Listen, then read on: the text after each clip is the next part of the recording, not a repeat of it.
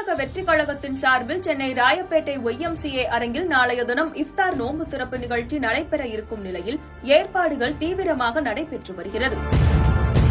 நிகழ்ச்சியில் தவேக தலைவர் விஜய் பங்கேற்று இஸ்லாமியர்களுக்கு விருந்தளிக்க இருக்கிறார். கட்சி தொடங்கிய பிறகு முதல் முறையாக விஜய் பங்கேற்கும் இந்த நோன்பு கவனம் ஈர்த்துள்ளது. இந்த நிலையில்தான் தமிழக வெற்றி கழகத்தின் சார்பில் ரமலான் நோன்பு திறக்கும் நிகழ்ச்சி நடைபெற இருப்பதாக அறிவிப்பு வெளியானது. சென்னை ராயப்பேட்டை YMCA அரங்கில் நாளை மாலை நடைபெற இருக்கும் நிகழ்ச்சியில் இஸ்லாமியர்களோடு பங்கேற்கும் விஜய் நோன்பு திறந்து விருந்தளிக்க இருக்கிறார். நாளை ஒரு நாள் விரதம் இருந்து நோன்பு திறக்கும் விஜய் தொடர்ந்து தொழுகையிலும் ஈடுபட இருக்கிறார்.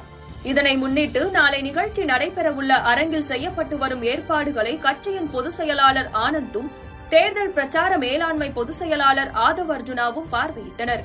சுமார் 2000 பேர் வரை நிகழ்ச்சியில் கலந்து கொள்ள உள்ள நிலையில் டேபிள் நாற்காலி எதுவும் இன்றி நிகழ்ச்சியில் கலந்து கொள்ளும் அனைவரும் தரையில் அமர்ந்து நோன்பு திறந்து தொழுகையில் ஈடுபடும் வகையில் ஏற்பாடுகள் செய்யப்பட்டுள்ளது. விஜயின் வருகையை ஒட்டி பேரிகேடுகள் அமைக்கப்பட்டு செய்யப்பட்டு வரும் பாதுகாப்பு ஏற்பாடுகளையும் பார்வையிட்டு ஆய்வு செய்தனர். நாளைய நிகழ்ச்சியில் கலந்து கொள்ள விரும்புபவர்கள் கலந்து கொள்ளலாம் என்றும் சுமார் 2500 முதல் 3000 இஸ்லாமியர்கள் விழாவில் கலந்து கொள்ள வாய்ப்பிருப்பதாகவும் கூறியிருக்கிறார் தவேக பொதுச் செயலாளர் ஆனந்த்.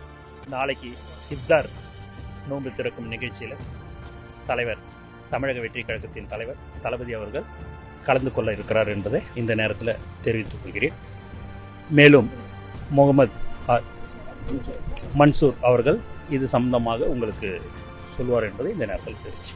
அனைவருக்கும் அஸ்ஸலாமு அலைக்கும். இன்ஷா அல்லாஹ் நாளை இஃப்தாருடைய நிகழ்வில் தளபதி அவர்கள் இஸ்லாமிய பெருமக்களோடு இணைந்து அவர்களுடைய உணர்வுகளை புரிந்து அவர்களோடு நோன்பு திறக்கின்ற ஒரு சிறப்பான நிகழ்வு நடைபெறவிருக்கின்றது. இந்த நிகழ்வு சரியாக 6:24 நோன்பு திறப்பு ஏற்பாடு செய்யப்பட்டிருக்கிறது. 6:35 மகரிபுடைய ஜமாத் நடைபெறும். ஜமாத்தோடு சேர்ந்து தளபதி அவர்களும் நம்மோடு தொழுகின்றார்கள். அதற்கு பிறகு அனைவருக்கும் இஃப்தாருடைய விருந்தும் ஏற்பாடு செய்யப்பட்டிருக்கின்றது.